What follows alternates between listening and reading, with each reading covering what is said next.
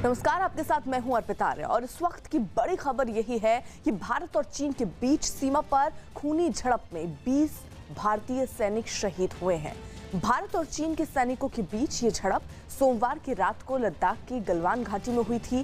पहले एक अफसर और 2 जवान के शहीद होने की खबर आई थी, लेकिन सेना ने देर रात आधिकारिक बयान जारी करते हुए कहा कि झड़प में 17 जवान कम तापमान और ऊंचे इलाके में शहीद हो गए हैं और शहीद होने वाले जवानों की संख्या 20 पहुंच गई है। वहीं जवाबी कार्रवाई में चीन को भी बड़े नुकसान की खबर है। एनआईए के मुताबिक झड़प में चीन के 43 सैनिक या तो मारे गए हैं या घायल हुए हैं। वहीं एलएसी पर इन सैनिकों को ले जाने के लिए चीन के हेलीकॉप्टर की गतिविधियों में तेजी देखी गई। इन सब के बीच पीएम आवास पर बैठकों का दौर देर रात तक जारी रहा। रक्षा, वित्त, विदेश और गृह मंत्री के साथ पहले सुरक्षा मामलों की कैबिनेट की बैठक हुई और इसके खत्म होने के बाद पीएम मोदी और गृह मंत्री अमित शाह ने अलग से करीब 1 घंटे तक चीन से जारी तनातनी के बाद के हालातों पर चर्चा की।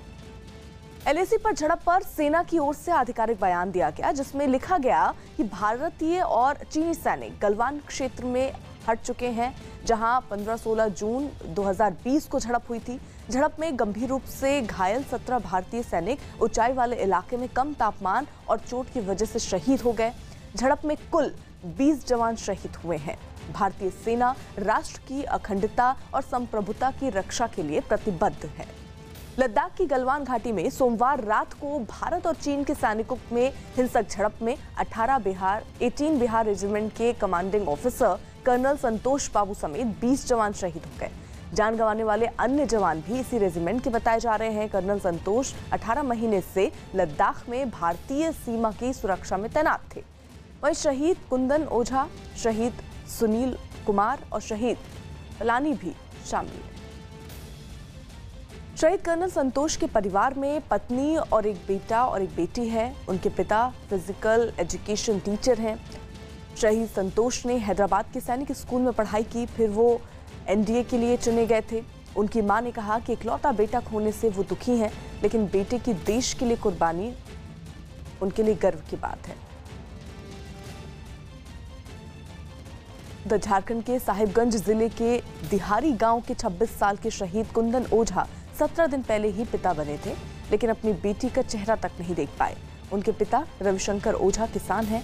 कुंदन 2011 में बिहार रेजिमेंट कटिहार में भर्ती हुए थे। 3 साल पहले उनकी शादी हुई थी। परिजनों के मुताबिक शहीद कुंदन 5 महीने पहले घर आए थे। 15 दिन पहले उनकी फोन पर बात हुई थी। चीन के सैनिकों के साथ सीमा पर झड़प के दौरान हवलदार पलानी भी शहीद हो गए। वो तमिलनाडु के रहने वाले थे। उनकी उम्र सिर्फ 28 साल की थी। तमिलनाडु सरकार ने शहीद पलानी के परिवार को 20 लाख रुपए की आर्थिक मदद और परिवार के सदस्यों को सरकारी नौकरी देने का ऐलान किया है।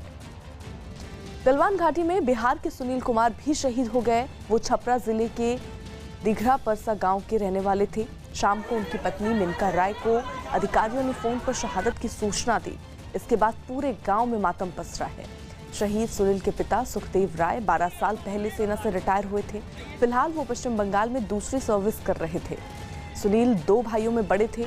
उनकी 3 साल की एक बेटी है।